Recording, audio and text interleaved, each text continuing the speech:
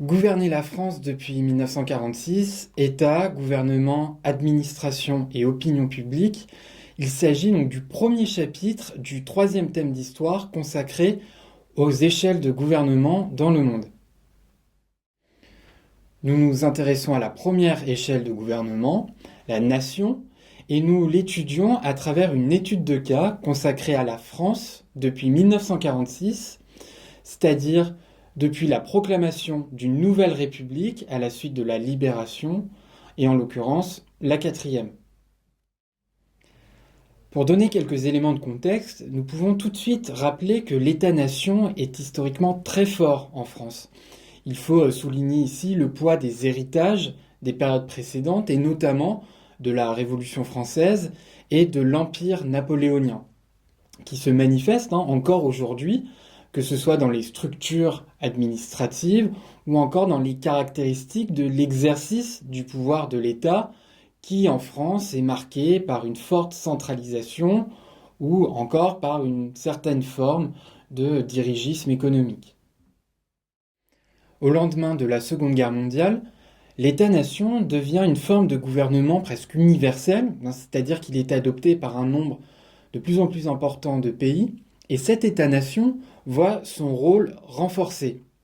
Il doit prendre en charge de nouvelles missions, notamment dans le domaine économique et social. Ceci passe notamment par l'instauration d'État-providence. Et donc, l'État-nation est vu comme la seule institution qui est capable de reconstruire les pays et les sociétés.